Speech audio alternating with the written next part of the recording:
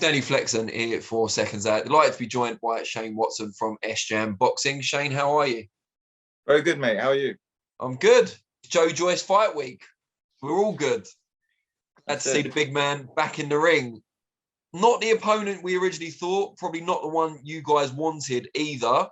Just kind of give us the abbreviated timeline of how we got from Joseph Parker, all but signed, to Christian Hammer. So I'll say roughly about March. Don't quote me on it, but yeah, about March time. We started talking with Joseph Parker.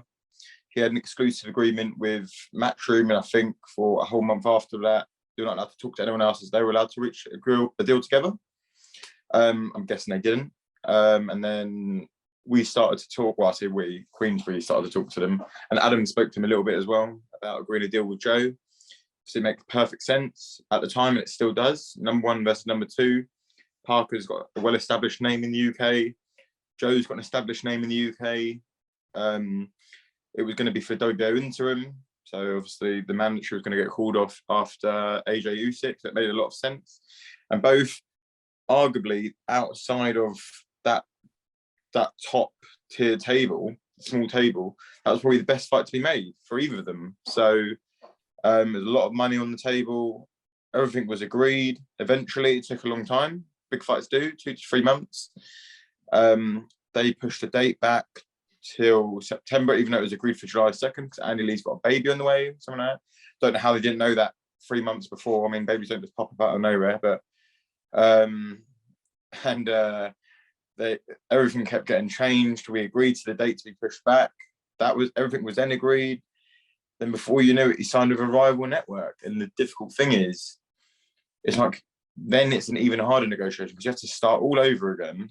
You have to now discuss it with a rival TV network when BT have put a lot of time and money into Joe, done that ad just before the Champions League and stuff like that. So they're not going to be reluctant to let Joe go and fight somewhere else. And this becomes almost mission impossible, to be honest. And they know that as well because, like, how can you have everything agreed and then say, yeah, let's go and just do it on Sky? It's not as simple as just go and do it on Sky, is it? Like, if we just went through all that for 3 months, and it was hard enough as it was to do it on a broadcaster when you had no promoter. Can you imagine how difficult it would be when you've now got to discuss it with another 2 TV channels? It's just ludicrous, really. They know what they were doing. They were getting a lot of slack for not fighting Joe and agreeing to fight on Sky. So that was basically their get out clause to like not look so bad to the public. It's just quite clear, isn't it? So there we go.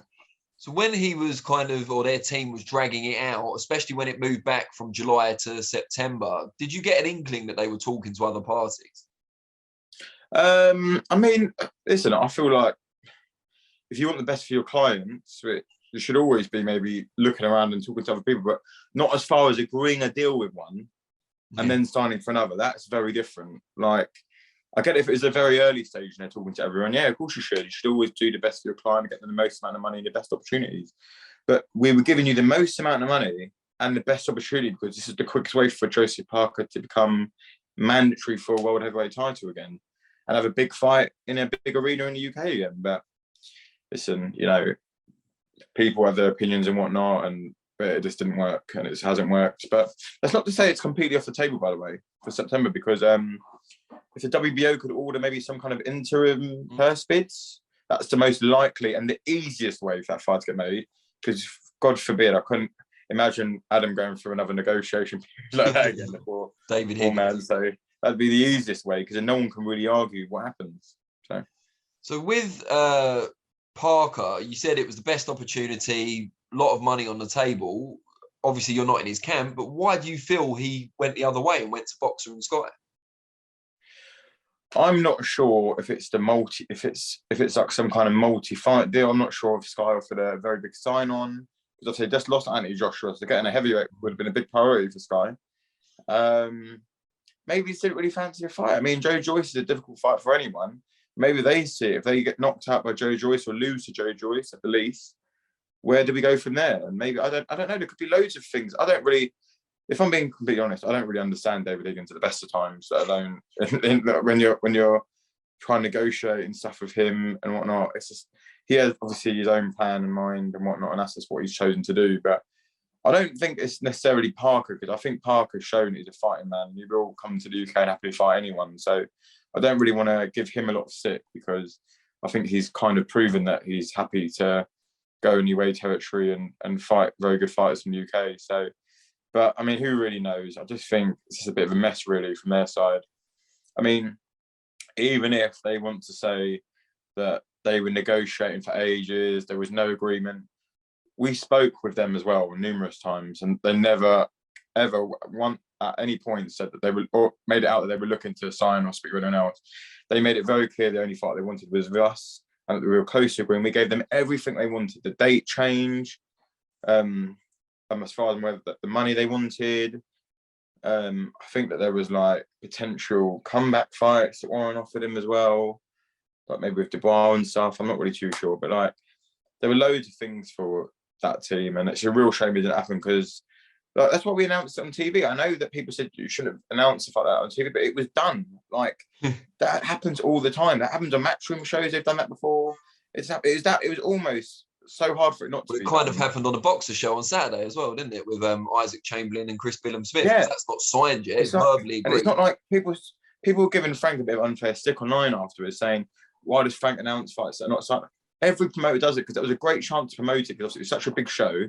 These big shows don't come around often. Fury and White, obviously. There's a great platform, and obviously fellow heavyweights. So like, obviously he's going to do it, even if it's not on a dotted line. If everything's agreed in principle, the fight is essentially all but done. So like you can do that.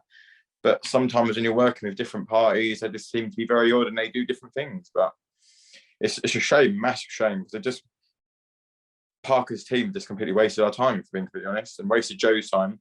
But that's why we've got Christian Hammer. We wanted Joe to fight. He's coming off a broken wrist. He's been out for a long time. It's important that he fights. And one thing you know you're going to get from Christian Hammer is some rounds. To get some rounds in, he's still defending 2 of his titles. And then we look for a bigger fight in September. And all I can say is definitely for sure, I promise that Joe will have a massive fight in September/October at the latest. So. Who else is in the running for that September? Because obviously, as you say, Parker's difficult now. He's with another network. Dillian Whyte. Still Joseph Parker, because I'm not going to write that off. It's kind of Fury, but I mean, very unlikely, but kind of Fury. Hey, anyone that's one of the top guys, Otto Wallin, like that's obviously someone that I wouldn't really kind of push towards. I mean, just because he's not one of those as big as the names I just mentioned there, but like it's going to be someone of some substantial value that's bigger than this fight, put it that way, and it can be a much bigger fight. Joe deserves it, and you know what? Joe wants it as well, and he's been so professional throughout this whole process. He hasn't let it affect his camp. He's got on with it, and he's done well. So, listen, Christian Hammer's still no gimme. I mean, he might not be the names that we obviously we planned on getting, like Parker and whatnot, but he's there. The only reason why people were talking down about Hammer is because of his performance against Huey Fury, and that was because of a bicep injury. I wouldn't really look too much into that.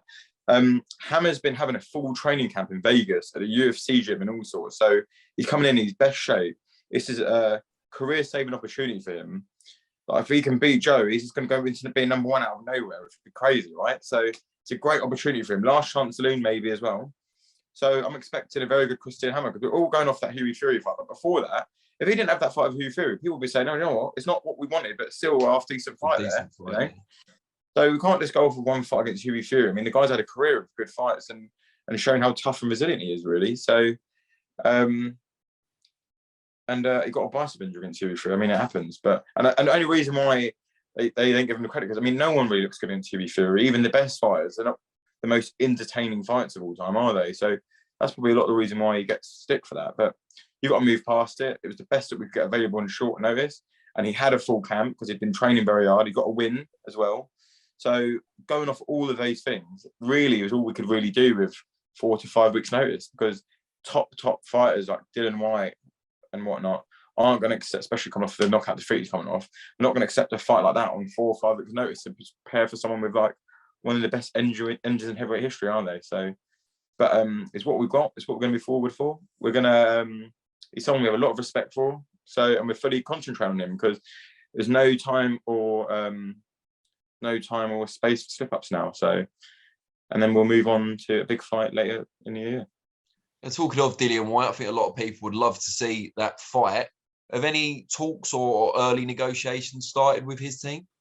Yeah, preliminary talks. Yeah, early talks. Just probably discussing more about dates, numbers that people would want, if they're going to have a comeback fight first, all this, that kind of stuff. I know that Sky wanted to make Parker and Dillian Whyte, but I don't think Dillian wanted that fight at this moment in time or something. So, but yeah, no, we're talking. I'm not anywhere near saying it's anywhere near done or anything like that. Very preliminary. Once bitten, twice shy. Yeah, I know. Yeah, because I'll probably get some article written in the Sun or something. Yeah, he's said this, but I'm not. Very preliminary. I mean, there's a number of parties we're speaking to about big fights for Joe, because it has to be a big fight after this for Joe, no matter what. Whether it's a WBO interim fight, whether it's just a big profile fight, big money fight, whatever it is, has to be a big fight for Joe, because he's 36, soon to be 37 this year, and he deserves a chance, man. This was kind of frustrating. You see Dubois getting WBO regular title, fair play to him. It's his belt, he won the fight, whatever. But, you know, I feel like Joe should be pushing into the big fights. He did beat Dubois at the end of the day, and it wasn't even a stoppage. It was a straight KO, 10 count. So he deserves the big opportunities now, and he's got the name. He's getting the profile and whatnot. And he's got what everyone wants. He's got WBO #1. So that is the golden ticket to the big time, isn't it? So he's got a lot of things that people would want. So even like Frank Sanchez as a fight would be interesting as well, if we could maybe get that made. It's WBO #3. So it has to be world level names now. That's just basically what I'm getting at, yeah. And Joe is the #1 contender with a WBO for the winner of the rematch between Alexander Usyk and Anthony Joshua. Are you still backing Usyk? I'm still backing Usyk. I mean, I would want AJ to win, but if I'm going off who I think wins, I'm going Usyk. I just think, I'm not one of these ones that look into face-offs too much. I'm not a psychologist or anything. So, but, I just get the feeling that AJ just doesn't want to be there, man. I don't know. Like, I just think when someone's beating you that way he did, which is very comprehensively, and I just feel like going into that, and he's not had that trainer long. As much as I respect Robert Garcia, I don't even know if he's ever had a heavyweight before. But I think so. But yeah, like it's a lot to take on, especially to fight someone like Usyk. He's just someone that you need to prepare for years, like rather than like at last minute notice with a new trainer and stuff. And I just think if his game plan is what he's saying, is to let his hands go, I think he'd get stopped early. I think this isn't Usyk's not someone that we've shown that's been hurt before, that doesn't like people that come forward and let their hands go or anything like that. I just think that's a recipe for disaster, and he'll gas even earlier this time and he'll get stopped.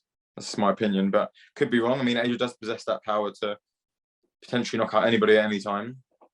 He is still a world level fighter, still a 2-time world champion, Olympic gold medalist. So you can't ever write someone like that off, because that's a lot of accolades there to write anyone off in a world heavyweight title fight, you know. So, but I'd have to back Usyk, yeah.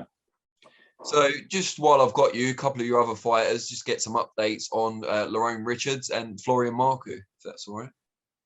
Yeah, well, with Lerrone, so obviously it's not been ideal. Not been out since his biggest victory today against Gongora. Obviously, we all thought he was really going to push on from that and get some of the big fights in the super middleweight division. He hasn't. There'll be some news on him in the next week or so about his future and what's going on with him. So I'll leave that for that to all be announced. Florian Marku, some very exciting news from Florian Marku. Kind of half what we all said after the last fight about location-wise. Opponents still to be determined, but I think he could be fighting for a new title as well. But yeah, the aim is for him to be fighting in Albania and fighting in a national stadium, which is what he deserves, because his fans are so loyally followed him throughout his whole professional boxing career and kickboxing career too. So I think they deserve a home show where they don't have to travel a couple thousand miles to watch him fight all the time and spend an awful lot of money. So it's time, and also it's time for Florian to have that kind of hero reception that he deserves. I mean, he built that fan base, so now he deserves the rewards for having it, I guess. And Johnny Fisher recovered from his injury now. Seen him pictures of him working with Chisora recently. How's he getting on? When we're going to see him back out? Yeah, I'm really proud of Johnny Fisher, actually. He's come back from that injury really well. He's sparring really good rounds against top fighters. Fabio Wardley, Chisora was meant to spar Joe, actually, but so we've got Solin instead. But yeah, Johnny's getting on really well, doing the rounds. His opponent should be announced soon. He's obviously fighting on the Sheffield show. So good. We've got Junaid on that show as well. Junaid Boston. Boston, yeah. Having his second pro fight. Actually, a very tough, like, record-wise for a second pro fight for someone that's so young as well. But it speaks levels about how much he's progressing at the moment. He really wants to fight Tony Banj. He's Okay. 10-1 and managed by Dillian Whyte. So Dean, Whyte, if you're out there and you want to get that fight on, hit me up. We can get that fight on. I doubt you do, but if you Joyce do, Dillian undercard, natural, isn't it? I know. Honestly, he wants to fight everyone. He wants to fight guys with 10-1 records, 12-1, like for his second pro fight, and he's only 19. So I mean, it says a lot about the character that he is, and the person he is, and the belief he has in his team and whatnot. So got him out. We've got Guido Vinello, fights July 22nd. He's in a good little comeback fight. Then he's going to have a big fight for the end of the year against an undefeated fighter that's with Top Rank. So that'd be good fun. Jared Anderson? No, it's not Jared Anderson. It's a very good fight. That That would could be be a big down the fight. line.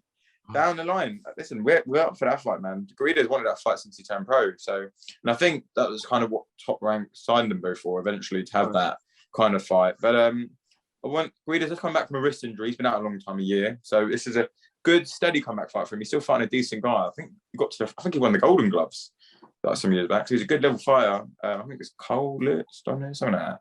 But yeah, he's a decent fighter. And then a bigger fight towards the end of the year. Lisa Whiteside returned July 30th on the Wasserman show.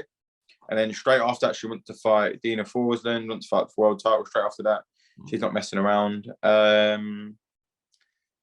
Tommy Fletcher is obviously out this weekend. That guy, I'm not kidding when I say this. Genuinely, like when I say Deontay Wilder power, like freakish.